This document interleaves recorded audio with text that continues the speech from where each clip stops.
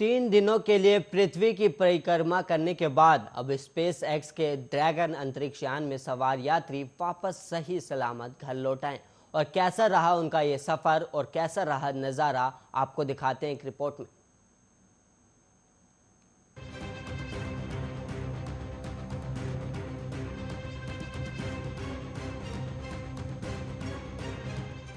SpaceX के dragon अंतरिक्ष यान ने इतिहास रच ही डाला है और इंस्पिरेशन 4 के चारों अंतरिक्ष यात्री अमेरिका के फ्लोरिडा के तट पर अटलांटिक महासागर में सुरक्षित रूप से नीचे उतर आए।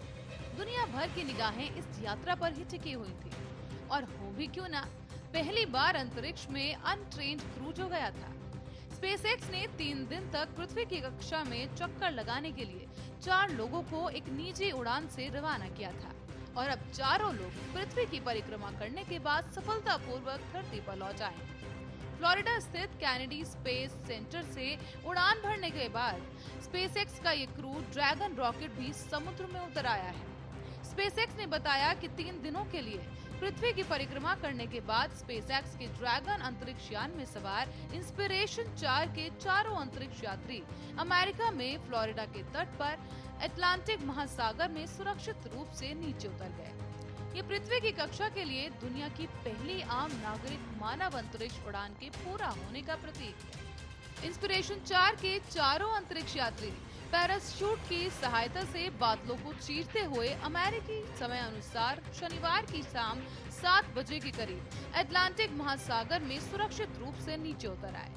बता दें कि 16 सितंबर को भारतीय समय अनुसार बृहस्पतिवार सुबह ही 5:33 पर अमेरिका के फ्लोरिडा स्थित कैनेडी स्पेस सेंटर से 4 आम लोगों को लेकर स्पेसएक्स का crew dragon capsule Falcon 9 rocket से अंतरिक्ष के लिए रवाना हुआ था। ये अंतरिक्ष यान दुनिया में पहली बार सिर्फ आम नागरिकों को लेकर पृथ्वी की कक्षा में लॉन्च हुआ था। ऐसा पहली बार हुआ जब एक रॉकेट में मौजूद कोई भी व्यक्ति पेशेवर अंतरिक्ष यात्री नहीं था।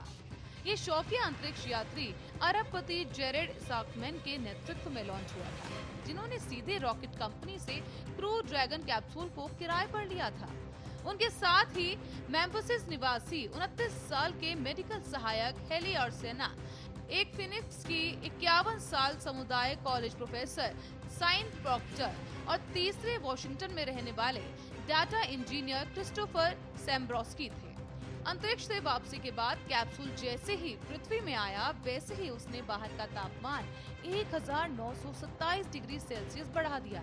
हालांकि कैप्सूल के अंदर वेंटिलेशन सिस्टम लगाया हुआ था, जिसने ठंडक को बनाए रखा।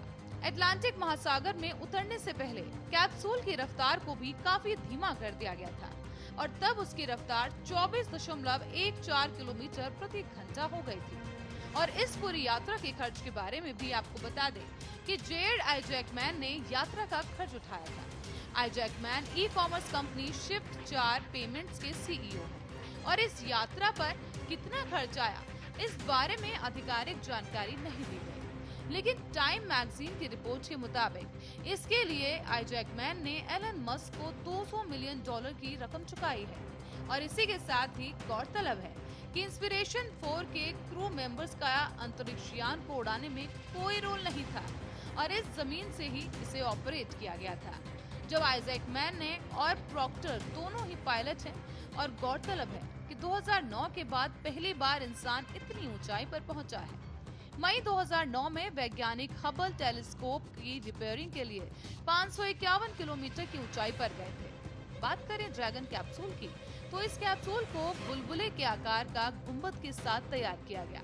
अंतरिक्ष में एक दिन बीत जाने के बाद कैप्सूल की एक बड़ी खिड़की से देखते हुए यात्रियों की फोटो भी पोस्ट की गई। यात्रियों में एक हॉस्पिटल वर्कर और उद्योगपति जेरेड इसाकमैन भी शामिल है और हेली आर्केनो एक कैंसर सर्वाइवर है। उन्होंने गुरुवार को सेंट जूड चिल्ड्रन रिसर्च हॉस्पिटल के मरीजों से चैट भी की, जहां पर 20 साल पहले उनकी जान बचाई गई थी, जिसमें वो बोन कैंसर के इलाज के दौरान बिना बालों के नजर आ रही हैं। उन्होंने उड़ान भरने से पहले कहा था कि वो चाहते हैं कि बच्चे उनके लंबे बालों को अंतरिक्ष में उड़ता हुआ देखें, ताकि उनमें आशा जग सके। और वाकई इस बात में कोई दो राहें नहीं है। कि अंतरिक्ष का ये सफर न सिर्फ यात्रियों बल्कि दुनिया के बाकी लोगों के लिए भी बेहद खास और प्रेरणा से भरपूर है। और उम्मीद की जा सकती है कि जल्द ही और यात्री भी अंतरिक्ष की यात्रा करते देखे जा सकेंगे। Special report, Arya news.